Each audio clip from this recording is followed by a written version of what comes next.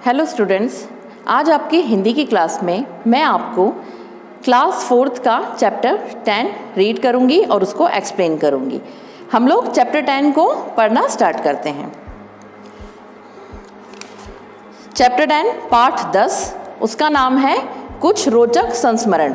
मतलब कुछ रोचक संस्मरण मतलब आपको यहाँ पर कुछ ऐसे रोचक संस्मरण यानी एक इंटरेस्टिंग होते हैं, जो वो संस्मरण यानी कहानी के जैसे संस्मरण होते हैं। छोटी छोटी सी कहानियाँ जिन्हें संस्मरण कहा जाता है, और वो किस पर आधारित होती हैं? कुछ महान पुरुषों पर आधारित होती हैं।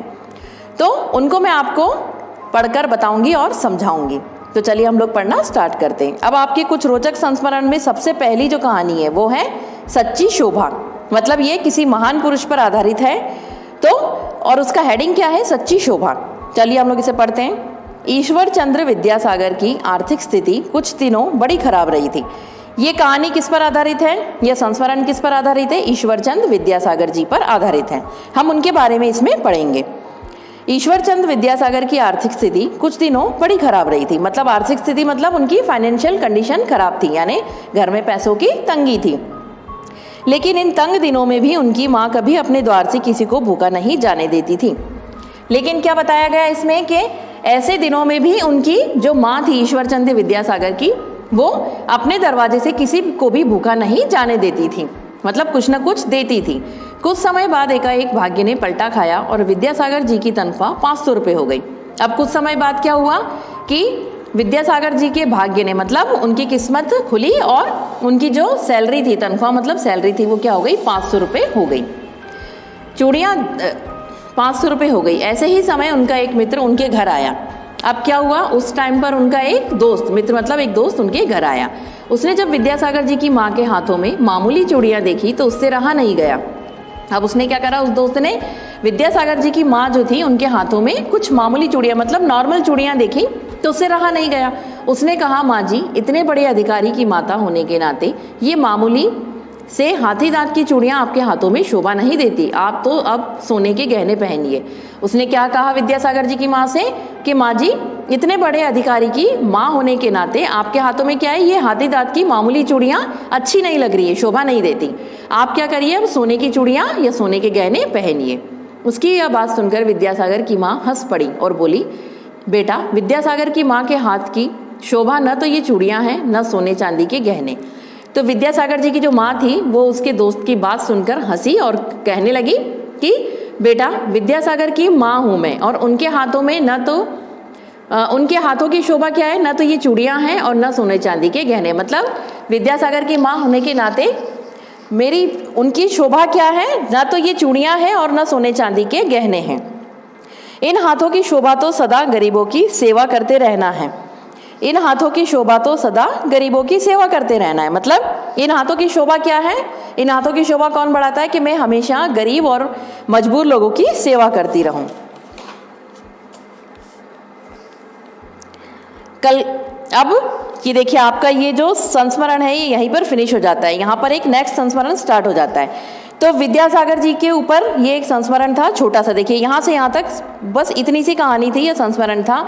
इसमें ये कहा गया था कि ईश्वर चंद्र विद्यासागर जी जो थे वो पहले बहुत ही उनकी आर्थिक स्थिति खराब थी। मतलब उनके घर में बहुत बुरी स्थिति चल रही थी पैसों की वजह से। फिर उनके किस्मत ने पलटी खाई, मतलब उनकी किस्मत खुल गई और उनकी तनख्वाह 500 रुपये हो गई।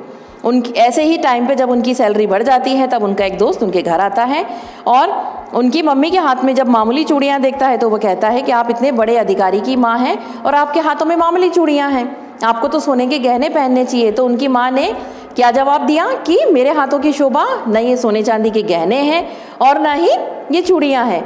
मेरे हाथों की शोभा क्या है कि मैं इन हाथों से हमेशा गरीबों और मजबूर इंसानों की सेवा करती रहूं। मतलब वो अपने हाथों से सेवा और दान करना चाहती थी, ना कि सोने चांदी के गहने पहनना चाहती थी। मतलब आपको इस संस्मरण से एक शिक्षा मिलती है कि जब उसका दोस्त कहता है, विद्यासागर जी का दोस्त ये कहता है, तो उसकी माँ उसे क्या जवाब देती हैं।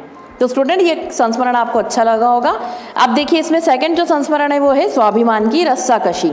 स्वाभिमान की रस्साकशी, मैं आपको इसको पढ़कर समझाती हूँ। कलकत्ता के प्रेसिडेंसी कॉलेज में वही विद्यार्थी एमए की परीक्षा में बैठ सकते थे जो पूर्व परीक्षा में सफल हो चुके हों। कलकत्ता के प्रेसिडेंसी कॉलेज में, मतलब कॉलेज का क्या नाम है, प्रेसिडेंसी, वहाँ पर कौन से विद्यार्थी एमए की परीक्षा में बैठ सकते थे, जो कि इससे पहले वाली परीक्षा में पास हो चुके थे। सन 1906 की घटना है। कॉलेज का प्रधानाचार्य सख्त स्वभाव का अंग्रेज था। सन 1906 की ये घटना है और उस समय कॉलेज का जो प्रिंसिपल था वो कैसा था, बहुत ही सख्त स्वभाव, मतलब बहुत स्ट्रिक्ट था। पूर्व परीक्षा का परिणाम उसी ने सुनाया।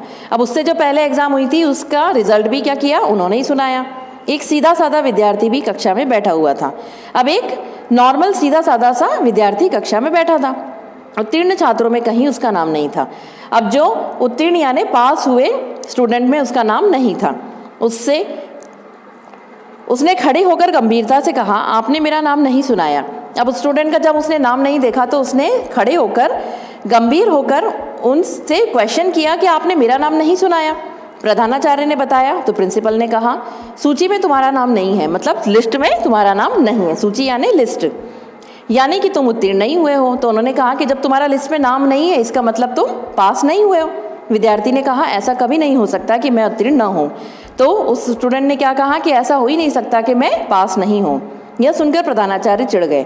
अब जो प्रिंसिपल था वो उनकी ये बात सुनकर क्या हुआ, चिढ़ गए। उन्होंने इस विद्यार्थी की अशिष्टता के लिए 5 रुपया जुर्माना सुना दिया।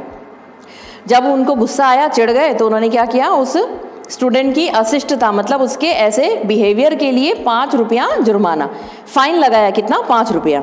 लेकिन विद्यार्थी अपनी बात पर अड़ा रहा। लेकिन वो स्टूडेंट था वो अपनी बात पर अडिग रहा, मतलब हिला नहीं वहाँ से। जैसे जैसे उसकी जिद बढ़ती गई वैसे वैसे जुर्माना भी बढ़ता गया। अब वो स्टूडेंट अपनी जिद पकड़ कर बैठ गया, तो जैसे जैसे वो जिद करता रहा वैसे वैसे प्रिंसिपल ने क्या करा, फाइन बढ़ाते गए। अंत में प्रधानाचार्य ने जुर्माना 50 रुपये कर दिया। और जब फाइन बढ़ता गया तो वो बढ़ बढ़कर कितना हो गया, प्रिंसिपल ने 50 रुपये फाइन कर दिया। जब दोनों में स्वाभिमान की यह रस्साकशी चल रही थी तभी कॉलेज के बड़े बाबू दौड़े हुए आए।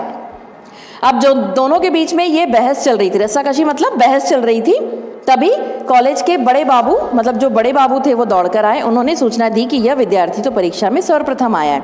उन्होंने प्रिंसिपल को क्या सूचना दी, मतलब उन्होंने प्रिंसिपल को ये खबर दी कि ये जो स्टूडेंट है ये हमारी परीक्षा में फर्स्ट नंबर पर आया है। भूलवश उसका नाम सूची में जाने से रह गया, मतलब किसी गलती से उसका नाम उस लिस्ट में जाने से रह गया। प्रधानाचार्य का चेहरा लज्जा और ग्लानि से झुक गया। अब प्रिंसिपल को क्या हुआ, शर्म आई और ग्लानि से उनका चेहरा झुक गया। लेकिन छात्र का सिर स्वाभिमान से ऊंचा हो गया। लेकिन जो वो स्टूडेंट था वो स्वाभिमान से सिर ऊंचा करके खड़ा रहा। यह स्वाभिमानी विद्यार्थी और कोई नहीं, हमारे देश के प्रथम राष्ट्रपति देशरत्न डॉक्टर राजेंद्र प्रसाद थे। अब देखिए स्टूडेंट, इस पूरी कहानी का जो सार है, इस पूरी कहानी का जो महत्व क्या है कि कोई भी अपने स्वाभिमान के लिए हमें, मतलब अगर कोई हमारे स्वाभिमान पर ठेस पहुंचाता है तो हमें अपनी बात पर अड़े रहना चाहिए, मतलब हमें झुकना नहीं चाहिए उसके सामने। तो ये कहानी किस पर आधारित है, ये स्वाभिमानी विद्यार्थी कौन था, हमारे देश के प्रथम राष्ट्रपति डॉक्टर राजेंद्र प्रसाद थे। वो अपनी बात पर अड़े रहे कि नहीं, मैं फेल नहीं हो सकता, मैं पास हूँ और लिस्ट में मेरा नाम आना चाहिए।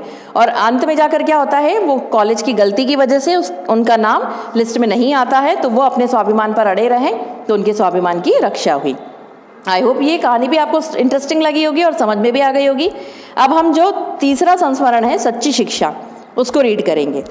सच्ची शिक्षा महाभारत का युग था। महाभारत के टाइम की ये कहानी है। हस्तिनापुर के सभी राजकुमार कौरव और पांडव गुरु से शिक्षा पाते थे। हस्तिनापुर के सभी राजकुमार जो थे वो कौरव और पांडव दोनों राजकुमार थे वहाँ के, तो वो किससे, गुरु से शिक्षा प्राप्त करते थे।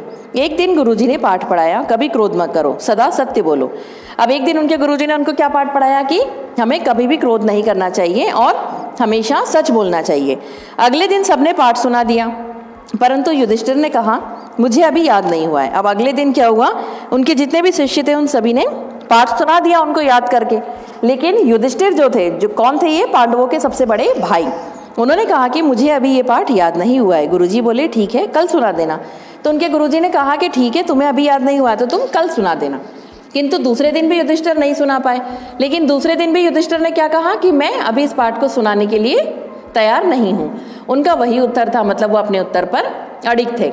इस प्रकार कई दिन बीत गए। अब इस तरह क्या हुआ, बहुत सारे दिन निकल गए। अब तो गुरुजी गुस्से में पागल हो उठे, उनको खूब पीटा।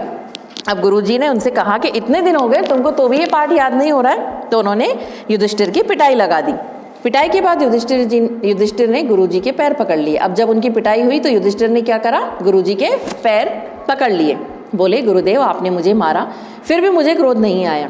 वो गुरुदेव के चरणों में बैठ गए और उन्होंने कहा कि गुरुजी आपने मुझे इतना मारा है, फिर भी मुझे क्रोध नहीं आया। अतः पाठ का पहला भाग, कभी क्रोध न करो, मुझे अभी याद हो गया है।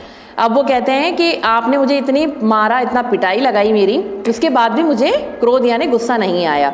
तो पाठ का पहला जो भाग था कि कभी क्रोध न करो, वो मुझे अब याद हो गया है। परंतु पाठ का दूसरा भाग सदा सत्य बोलो, अभी मुझे याद नहीं हुआ है। लेकिन वो कहते हैं कि आपने दो चीज़ सिखाई थी, कभी क्रोध न करो, और पाठ का दूसरा भाग था सदा सत्य बोलो। मतलब क्रोध वाली बात तो मुझे याद हो गई, लेकिन दूसरा जो भाग था सदा सत्य बोलो, वो मुझे अभी याद नहीं हुआ है। अभ्यास कर रहा हूँ। गुरुजी ने ये शब्द सुने तो वे समझ गए। युधिष्ठिर ने कहा कि दूसरा पाठ मैं भी याद कर रहा हूँ, जब याद हो जाएगा तब मैं आपको सुना दूंगा। गुरुजी ने जब युधिष्ठिर के ये शब्द सुने तो वे समझ गए, असली पढ़ाई वही है जिसका पालन किया जाए, अन्यथा पुस्तक पढ़ने से क्या लाभ। तो गुरुजी ने कहा कि असली पढ़ाई वही होती है जिस पढ़ाई पर हम अमल करें, मतलब उसको अपने जीवन में उतारें। वरना सिर्फ किताबें पढ़ने से ही कोई ज्ञानी नहीं हो जाता है। जब तक हम उस पढ़ाई को अपने जीवन में उतारने की कोशिश नहीं करते हैं, जो भी हमने उन पुस्तकों से सीखा है उसे हम अपने जीवन में अगर अमल करेंगे तो ही हमारा पढ़ाई करने का असली मतलब होता है। तो स्टूडेंट, आपको सच्ची शिक्षा वही होती है कि जो भी हम पढ़ रहे हैं उसको हम अपने जीवन में उसको उतारें, मतलब हमारा जीवन उसी तरह से हम जिएं। तो ये सच्ची शिक्षा का संस्मरण का यही मतलब था कि सच्ची शिक्षा वही होती है कि जो भी हमें पढ़ाया जा रहा है, जो हमें ज्ञान दिया जा रहा है, हम उसको अपने जीवन में अमल करें। अच्छी लगी होगी आपको ये कहानी। अब देखिए इसमें फोर्थ लास्ट है संत की महानता। जो संस्मरण है वो है संत की महानता। दक्षिण भारत में तुकाराम नाम के संत हुए। वे अत्यंत निर्धन थे। दक्षिण भारत में तुकाराम नाम के एक संत थे और वे बहुत ही गरीब थे। उनके पास एक छोटा सा खेत था। उनके पास क्या था? एक छोटा सा खेत था।